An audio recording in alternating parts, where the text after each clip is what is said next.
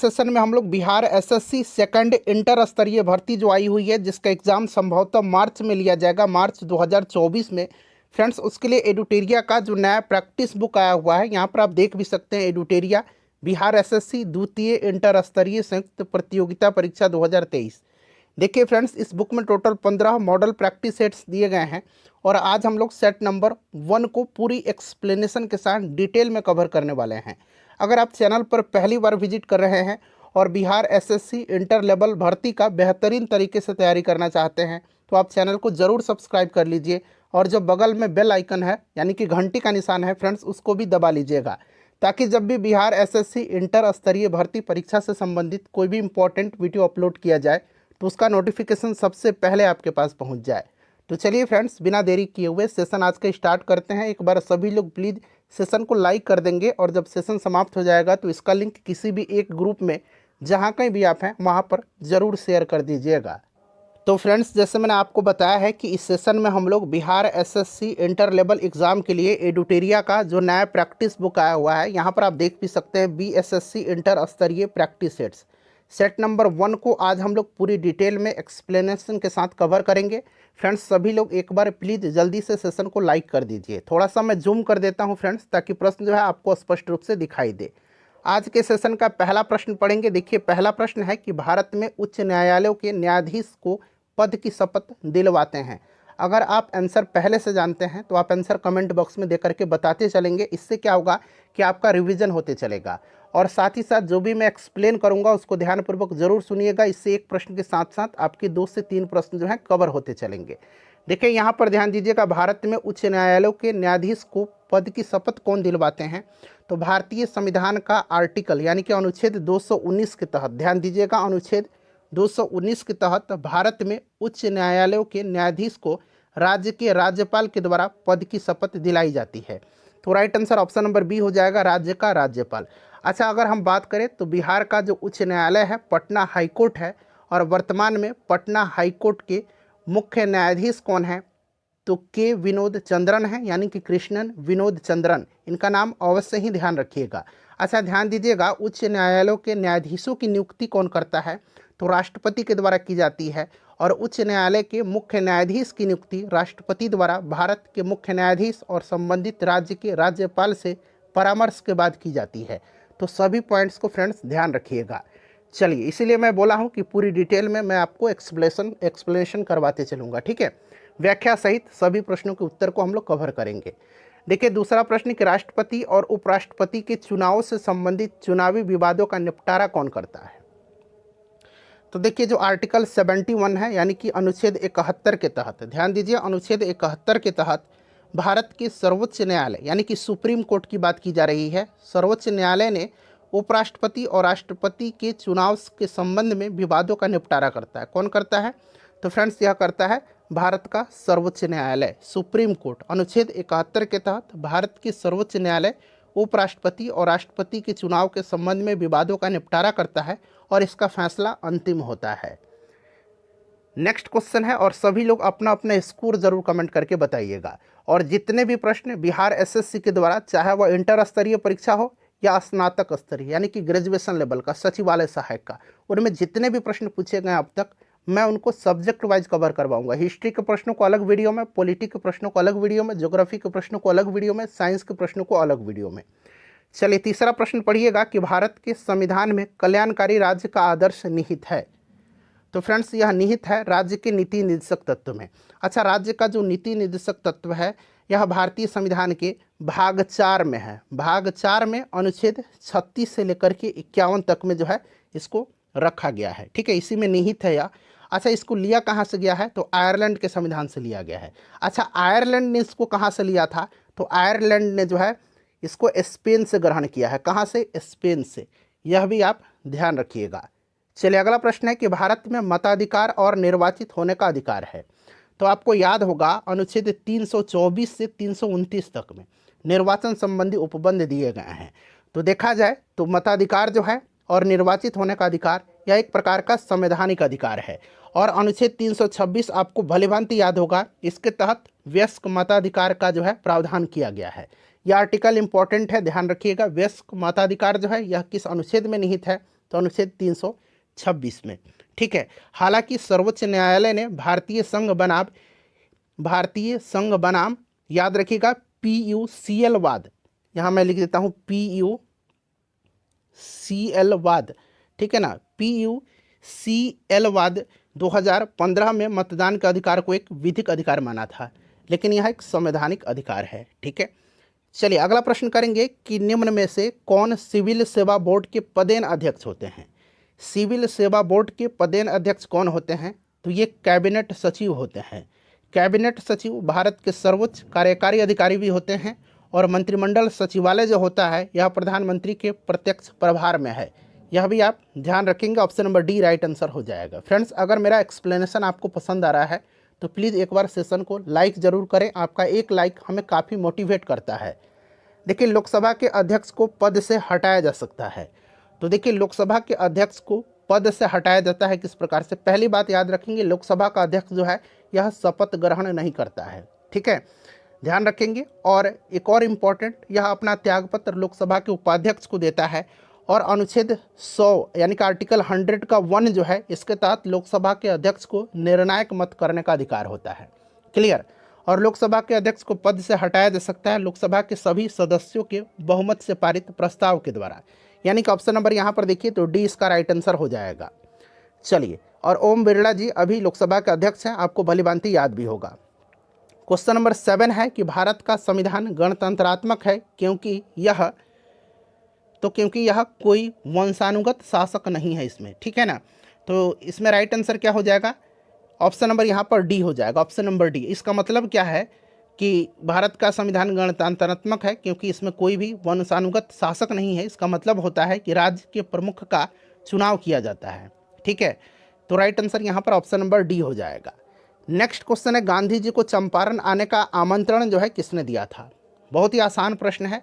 1916 का जो कांग्रेस का लखनऊ अधिवेशन था उसी में रामचंद्र यहाँ पर देखिएगा राजकुमार शुक्ल जी जो है महात्मा गांधी से मिले थे और यहाँ की जो तीन कठिया प्रथा थी, जो किसान उससे प्रभावित थे, किसान की दुखों को तरफ गांधी जी का ध्यान आकर्षित किया था और उनको चंपारण आने का निमंत्रण दिया था और गांधी जी ने स्वीकार किया और गांधी जी 1917 में चंपारण की इस पवित्र भूमि पर आए थे और तीन कठिया प्रथा के खिलाफ इन्होंने आंदोलन किया और इसको पूर्णतः समाप्त भी किया था। चलिए, नेक्स्ट क्वेश्चन है हमारा कि 1913 ईस्वी में पटना में अनुशीलन समिति की एक शाखा की स्थापना किसने किया था। तो ये क्या था, सचिंद्रनाथ सान्याल ने, option number C right answer हो जाएगा। ठीक है, चलिए, सचिंद्रनाथ सान्याल ने पटना में अनुशीलन समिति की शाखा का स्थापना किया था, ध्यान रखिएगा। ठीक है, चलिए उसके बाद नेक्स्ट क्वेश्चन है कि बिहार का पहला रामसर स्थल कौन सा है। बिहार का पहला रामसर स्थल, अच्छा पहले बताइए कि भारत में वर्तमान में टोटल कितने रामसर स्थल हैं। टोटल 75 रामसर स्थल हैं, वर्तमान की बात मैं कर रहा हूँ। ठीक है, भारत का ध्यान रखिएगा, भारत का पहला रामसर स्थल चिल्का झील जो उड़ीसा का है और केवलादेव राष्ट्रीय उद्यान जो राजस्थान का है वही है। और यहाँ पर बिहार का पूछा गया है तो बिहार का कांवर लेक है, कांवर झील है जो कि बेगूसराय में है, ध्यान रखिएगा। ठीक है, और यह 39वां रामसर स्थल बना था भारत का और बिहार का पहला बना था। उसके बाद देखिए, निम्नलिखित में से कौन सी सभ्यता अपने नगर नियोजन के लिए प्रसिद्ध थी। तो यह सभ्यता सिंधु घाटी की सभ्यता थी, आपको याद भी होगा। सिंधु घाटी सभ्यता की खोज जो है 1921 में किसने किया था, राय बहादुर दयाराम साहनी ने किया था। ठीक है, तो राइट आंसर। और यह जो है आदि ऐतिहासिक अथवा कांसीग्विन सभ्यता इसको कहा जाता है। प्रमुख बंदरगाह इसका लोथल और सूतकोटदा था। सूतकोटदा भी याद रखेंगे, लोथल तो आपको याद ही होगा, सूतकोटदा भी आप याद रखिएगा। सिंधु घाटी की सभ्यता हो जाएगा। देखिए अगला प्रश्न है कि प्राचीन भारत के प्रसिद्ध शासक जिसने अपने जीवन के अंतिम दिनों में जैन धर्म अपना लिया था। तो जैन धर्म ग्रहण किया था किसने, चंद्रगुप्त मौर्य ने। किसने किया था, चंद्रगुप्त मौर्य ने किया था। और जैन धर्म की दीक्षा इसने लिया था किसने, तो भद्रबाहु से लिया था, भद्रबाहु से लिया था। और जैन धर्म की दीक्षा लेकर के इसने श्रवणबेलगोला जो कि कर्नाटक में है वहाँ पर सलेखना पद्धति के द्वारा अपना शरीर त्याग किया था। याद रखिएगा, चंद्रगुप्त मौर्य था मौर्य वंश का संस्थापक।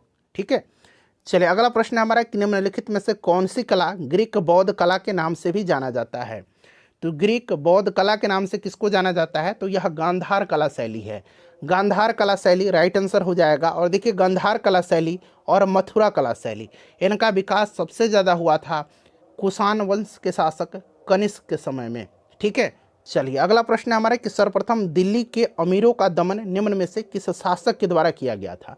दिल्ली के अमीरों का दमन जो है सबसे पहले किसने किया था, तो यह इल्तुतमिश ने किया था। इल्तुतमिश के द्वारा किए गए प्रमुख कार्य मैं आपको बता रहा हूँ। सबसे पहले तो दिल्ली में अमीरों का दमन किया था, कुतुब मीनार का निर्माण कार्य पूरा करवाया था, इक्ता प्रणाली थी एक, इक्ता प्रणाली, यहाँ मैं लिख देता हूँ इक्ता प्रणाली, इक्ता प्रणाली को स्टार्ट किया था इसने।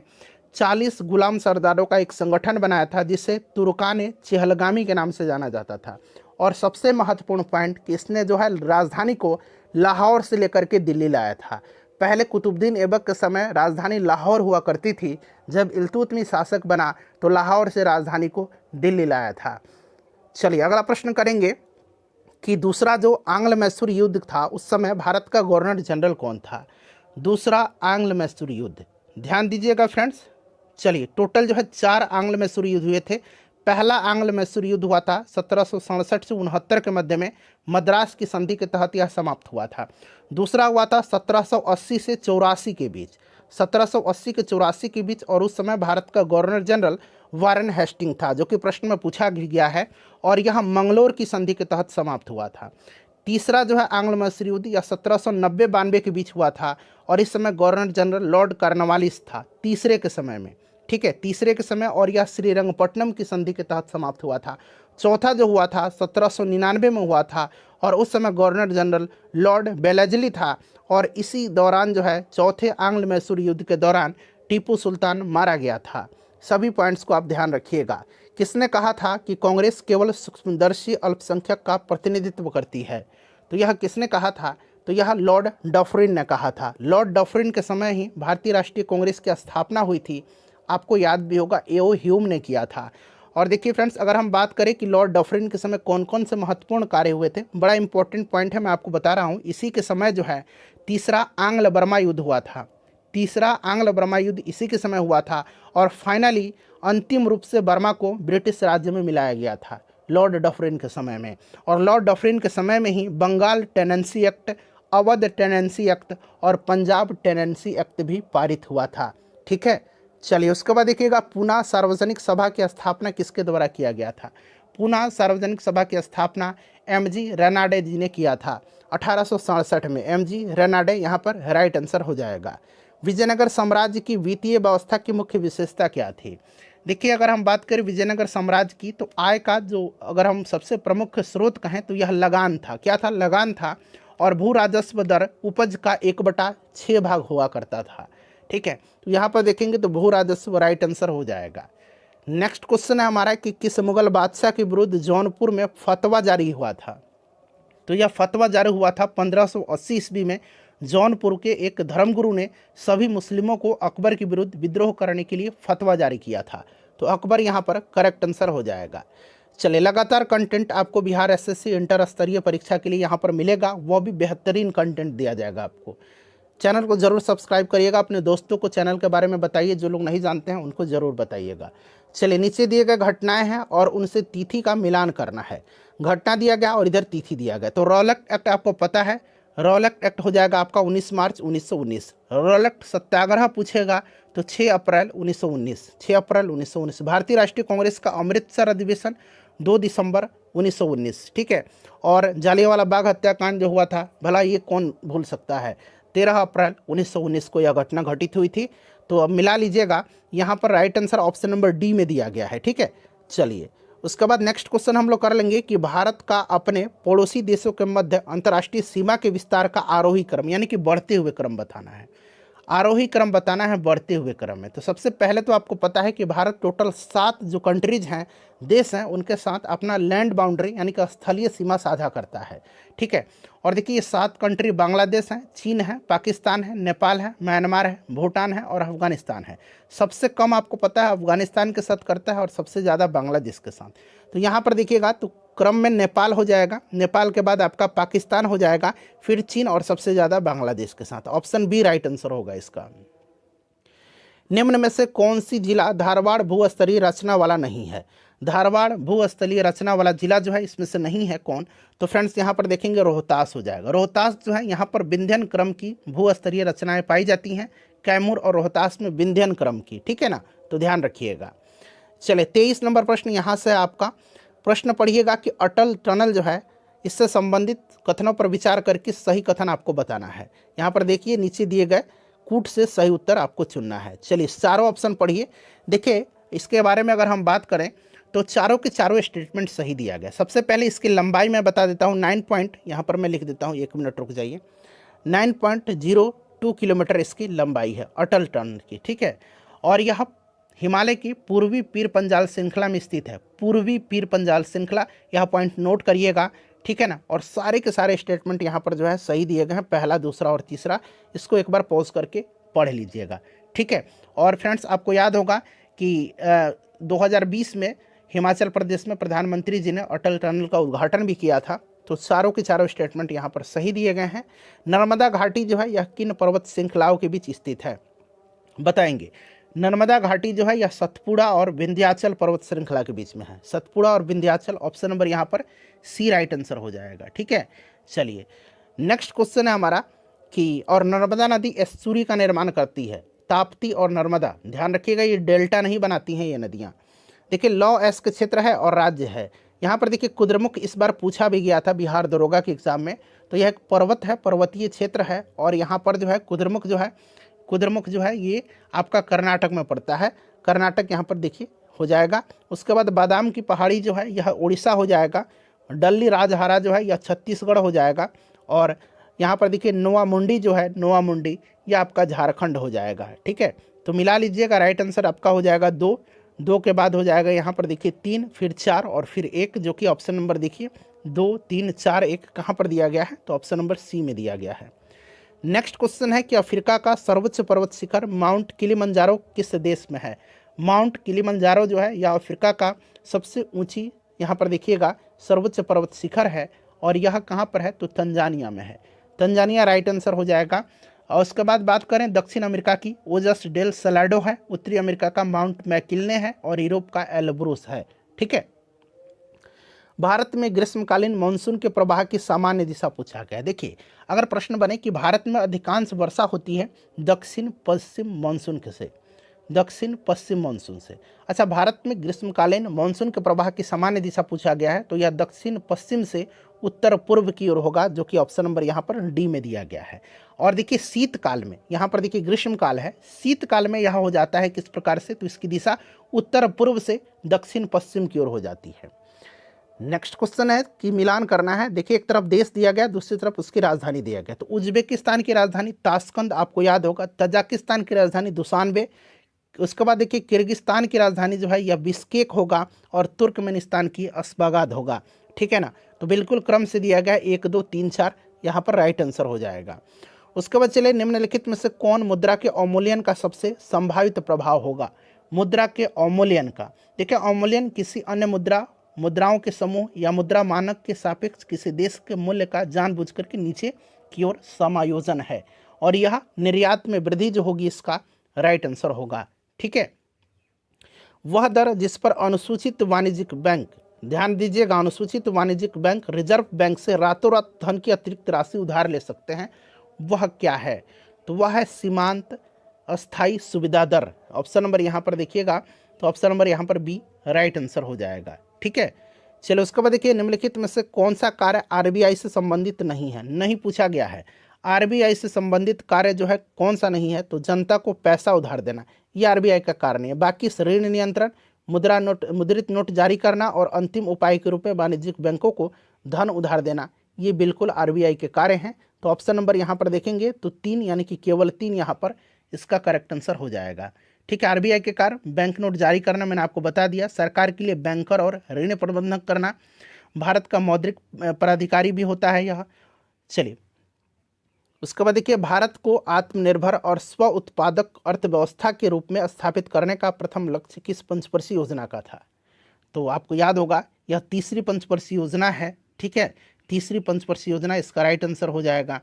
और तीसरी पंचवर्षीय योजना का उद्देश्य स्वतंत्र अर्थव्यवस्था, एक आत्मनिर्भर और स्व उत्पादक अर्थव्यवस्था की स्थापना, कृषि और गेहूं के उत्पादन में सुधार करना था।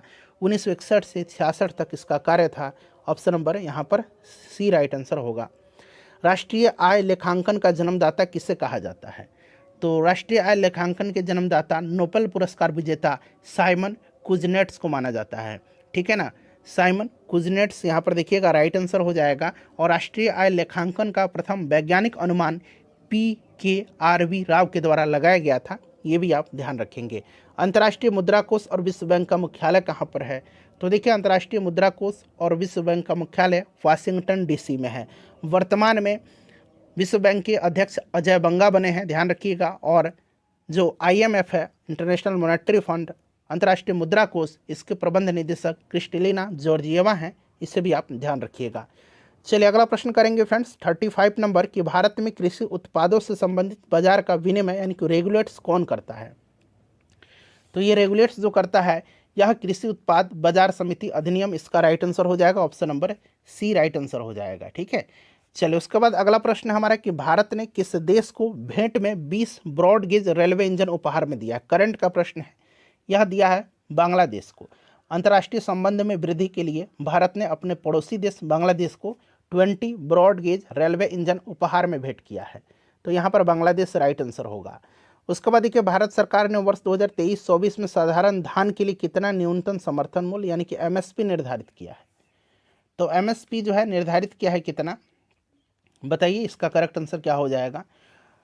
तो करेक्ट आंसर 83 हो जाएगा। ठीक है, 2183 रुपया। ठीक है, चलिए। और केंद्र सरकार वर्तमान में 22 फसलों के लिए MSP प्रदान करती है, 22 क्रॉप्स के लिए। किस मंत्रालय द्वारा पोषण भी और पढ़ाई भी कार्यक्रम की शुरुआत की गई है? पोषण भी पढ़ाई भी कार्यक्रम शुरुआत किया है किसने? केंद्रीय महिला और बाल विकास मंत्रालय ने किया है। ऑप्शन बी राइट आंसर हो जाएगा। चंद्रयान 3 जिसे हाल ही में प्रक्षेपित किया गया था, कुल वजन लगभग कितना था? चंद्रयान 3 से संबंधित प्रश्न एग्जाम में बनेगा। इसको लॉन्च किया गया था कब? तो याद रखिएगा चंद्रयान 3 को लॉन्च कब किया गया था? तो इसको लॉन्च किया गया था फ्रेंड्स 14 जुलाई 2023 को। किस व्हीकल के द्वारा? तो यहाँ पर लिखता हूँ LV-M3-M4 के द्वारा इसको लॉन्च किया गया था। ठीक है फ्रेंड्स, इसके प्रोजेक्ट डायरेक्टर का नाम याद रखेंगे P वीर मुथुवेल। P यहाँ पर लिखता हूँ P वीर मुथुवेल। ठीक है ना। और इसरो के अध्यक्ष जो है ये कौन है, आप जरा कमेंट करके मुझे बताइए। ठीक है ना। विश्व पर्यावरण दिवस 2023 का थीम पूछा गया है। तो विश्व पर्यावरण दिवस 2023 का थीम आपको भी याद होगा फ्रेंड्स, क्या थीम था इसका? मनाया जाता है 5 जून के दिन सॉल्यूशंस टू प्लास्टिक पॉल्यूशन, यानी कि प्लास्टिक प्रदूषण के समाधान। इसका राइट आंसर हो जाएगा ऑप्शन नंबर बी। मनाया जाता है 5 जून के दिन, ध्यान रखिएगा। ठीक है, चलिए उसके बाद देखिए हाल ही में किस राज्य के दुबराज चावल को GI टैग दिया गया है? दुबराज चावल, और आपको याद होगा मरचा चावल। मरचा चावल बिहार का है और पश्चिम चंपारण जिला में यह होता है। और दुबराज जो है यह छत्तीसगढ़ का है। ठीक है, छत्तीसगढ़ आपको याद होगा, छत्तीसगढ़ राइट आंसर हो जाएगा। ऑप्शन नंबर यहाँ पर देखिए छत्तीसगढ़ बी हो जाएगा। निम्नलिखित राज्य और उनके राज्यपाल का कौन सा सही सुमेलन नहीं है? तो यहाँ पर देखेंगे तो त्रिपुरा हो जाएगा। त्रिपुरा का गुरमीत सिंह नहीं है, त्रिपुरा के नए राज्यपाल बने हैं। उनका नाम याद रखिएगा, इनका नाम है इंद्रसेना रेड्डी नल्लू। इंद्रसेना रेड्डी नल्लू। और हाल ही में उड़ीसा के भी नए राज्यपाल बने हैं रघुबर दास, जो कि झारखंड के मुख्यमंत्री भी रह चुके हैं, ध्यान रखिएगा। चलिए उसके बाद देखिए ICC क्रिकेट विश्व कप जो हुआ था वर्ल्ड कप 2023 में कितने टीमों ने भाग लिया था? तो भारत में आयोजन हुआ था, विनर ऑस्ट्रेलिया रहा था, भारत उपविजेता रहा था और इसमें टोटल 10 देशों ने हिस्सा लिया था। तो ऑप्शन नंबर यहाँ पर देखेंगे तो बी राइट आंसर हो जाएगा, 10 देशों ने यहाँ पर हिस्सा लिया था। चलिए उसके बाद देखिएगा नेक्स्ट क्वेश्चन है हमारा, क्वेश्चन नंबर 44 है कि हाल ही में बिहार का नया महाधिवक्ता किसे नियुक्त किया गया है?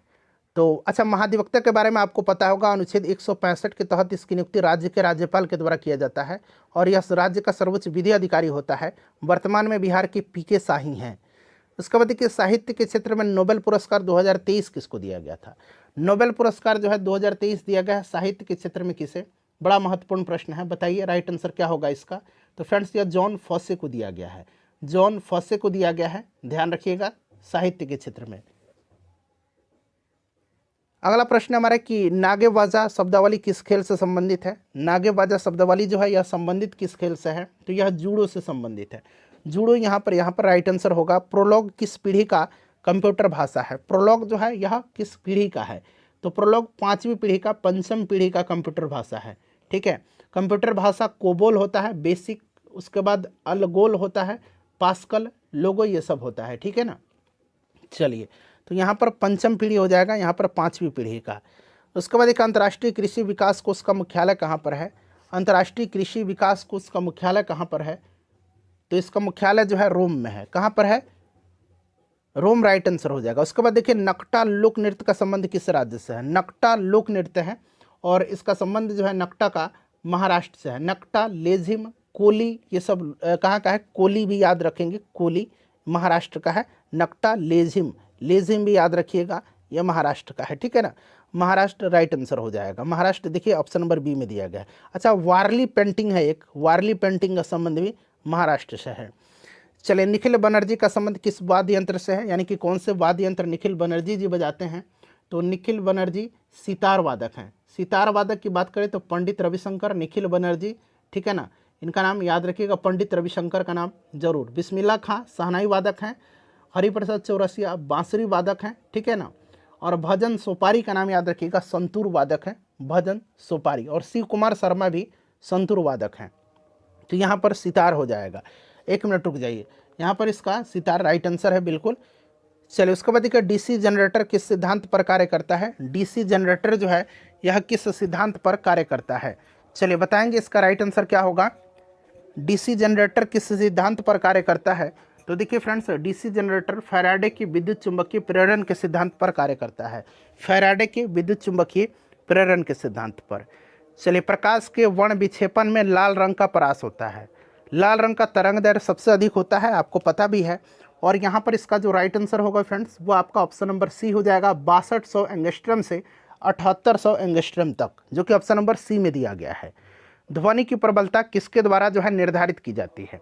ध्वनि की प्रबलता जो है किसके द्वारा निर्धारित की जाती है, तो देखिए ध्वनि की प्रबलता जो है, ध्वनि के आयाम यानी कि एम्पलीट्यूड, ध्वनि की प्रबलता लाउडनेस को निर्धारित करता है। ठीक है, तो right answer option number A हो जाएगा, कंपन के आयाम यानी कि एम्पलीट्यूड ऑफ वाइब्रेशन। अगला प्रश्न हमारा है कि जल के विद्युत अपघटन के समय बैटरी के ऋणात्मक टर्मिनल से जुड़े इलेक्ट्रोड पर निम्न में से कौन सी गैस बनती है। जल के विद्युत अपघटन के समय, देखिए जल के विद्युत अपघटन के समय बैटरी के ऋणात्मक टर्मिनल से जुड़े इलेक्ट्रोड पर कौन सी गैस जो है बनती है, तो हाइड्रोजन गैस। कौन सी गैस बनती है, हाइड्रोजन गैस, बिल्कुल इसका राइट आंसर हो जाएगा। नेक्स्ट क्वेश्चन करिए, क्वेश्चन नंबर 55 पे हमारा यहाँ पर कि देखिए कि लाल रंग की वस्तु लाल क्यों दिखाई देती है, तो कारण इसका क्या है, कोई भी रंग जब परावर्तित कर देगी खुद को तो वह दिखाई देगी, अवशोषित कर लेगी तो ब्लैक दिखाई देगी, तो यह लाल रंग को परावर्तित करता है। कार्य का मान किन किन स्थितियों में शून्य होगा, कार्य का मान जो है शून्य किन किन परिस्थितियों में होगा, तो फ्रेंड्स यह जो होगा आपका जब विस्थापन शून्य हो और उसके बाद जब बल एवं विस्थापन की दिशाएं परस्पर लंबवत हो, यानी कि ऑप्शन नंबर यहाँ पर देखिए तो बी और सी इसका राइट आंसर हो जाएगा। बी और सी, यानी कि बी और सी इसका बिल्कुल करेक्ट आंसर हो जाएगा। ठीक है ना। चलिए, उसके बाद नेक्स्ट क्वेश्चन कर लेंगे। 57 नंबर क्वेश्चन है हमारा कि प्रतिरोध के 2 तार R1 और R2 समानांतर क्रम में हैं, तो संयोजन का तुल्य प्रतिरोध, तो यहाँ पर देखिए समानांतर में आपको पता है ना, ऑप्शन नंबर सी हो जाएगा। और जब सीरीज में हो तो R1 + R2 हो जाएगा। ठीक है, यहाँ पर दिया भी गया है। चलिए, निम्नलिखित में से किस विद्युत चुंबकीय विकिरण में सबसे लंबे तरंग दैर्घ्य होते हैं। सबसे लंबे तरंग दैर्घ्य जो होते हैं इसमें किस में होंगे, तो यह आपका रेडियो तरंग में होगा। रेडियो तरंग राइट आंसर होगा। कौन सा इसमें से एक मिश्रण का उदाहरण है, मिश्रण का उदाहरण इसमें से इस्पात होगा। इस्पात मिश्रण का उदाहरण है, तो आपको पता है ना इस्पात जो होता है, इस्पात स्टील, यह मिश्रण है। ठीक है ना। चलिए, उसके बाद नेक्स्ट क्वेश्चन है हमारा कि कार्नेलाइट जो है किस धातु का अयस्क है। कार्नेलाइट जो है यह किसका अयस्क है, तो कार्नेलाइट पोटेशियम का अयस्क है। पोटेशियम का अयस्क है कार्नेलाइट। ठीक है, कार्नेलाइट पोटेशियम का अयस्क है, ध्यान रखिएगा, पोटेशियम राइट आंसर होगा। उसके बाद देखिएगा कि हीलियम के नाभिक में होता है, तो हीलियम के नाभिक में 2 प्रोटॉन होता है। इतना तो आपको पता है कि हीलियम के नाभिक में 2 प्रोटॉन होता है और 2 न्यूट्रॉन होता है। ठीक है, 2 प्रोटॉन और 2 न्यूट्रॉन से परमाणु संख्या इसका हीलियम का 2 होता है। ठीक है, और हीलियम सबसे हल्की नोबल गैस भी है, यह भी आपको पता है। चलिए उसके बाद नेक्स्ट क्वेश्चन है हमारा कि क्रोमेटोग्राफी के तकनीक का प्रयोग किया जाता है। जो क्रोमेटोग्राफी का टेक्निक है उसका प्रयोग किया जाता है। तो फ्रेंड्स इसका प्रयोग रंगीन रसायन के मिश्रण से पदार्थों को अलग करने में किया जाता है। तो राइट आंसर यहाँ पर ऑप्शन नंबर डी हो जाएगा।